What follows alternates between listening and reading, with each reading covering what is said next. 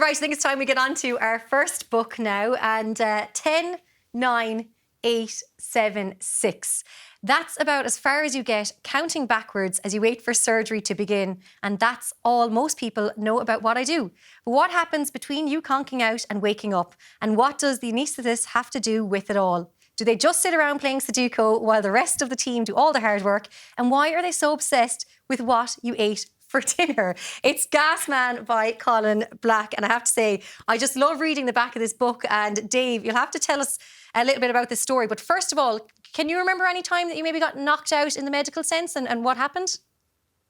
My life has improved immeasurably ever since I found out for like serious dental procedures, you can just ask the doctor to knock you out. So I go in with a sleep mask and I'm just like, wake me up after. And I like wake up at home with like a cup of tea and it's just like much easier. Like it's, yeah. So I went into this with some interest. There's a bit of a growing trend of doctor books. I know that This Is Going to Hurt by Auntie McKay sold like gangbusters. And this book is in a similar vein, no pun intended.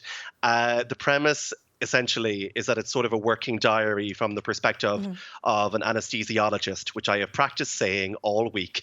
Technically in Ireland you call them anaesthetists, but there's no way I'm going to try and say that word more than once.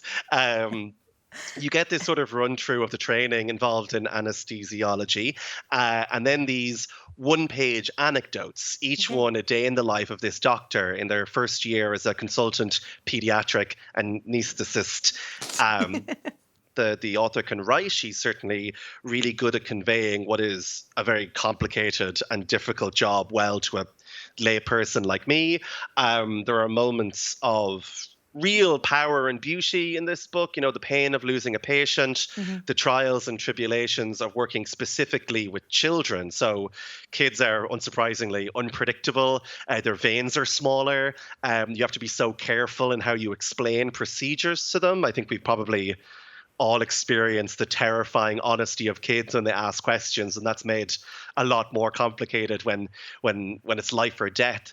And there are very funny moments and funny anecdotes in the book, particularly as somebody who has a toddler. He tells a story of a moment mid-surgery where this toddler stands up and just starts going, ah, and starts pulling tubes out. Oh, God. He really wanted a hug, apparently.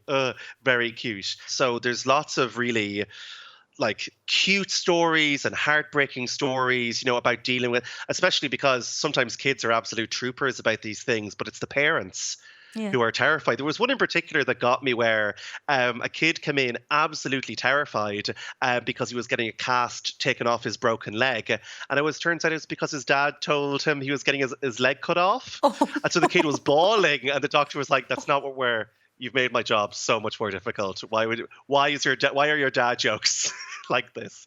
So it's really fascinating. I know I got knocked out only 2 years ago for my wisdom teeth. And I think I got down to like, I think I got to 9 and I was gone.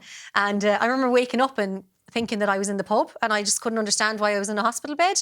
So I think it's really cool to get the insight from them, because I remember him coming in to say, I'm your anaesthetist, I'm going to do this procedure now. And I was like, I have no idea what's going on. Just be grateful that you got that for your wisdom tooth, because I didn't. She took it out in the chair. Oh no! I was keen out for it. My wife brought me home from my last sort of dental appointment, and apparently in the taxi on the way home, I really needed to call Oprah. I don't know why I needed to call Oprah. It was very important that I get through to Oprah. I had something very important to tell her. The taxi driver was very amused. So there you have it. Another book to add to your reading list.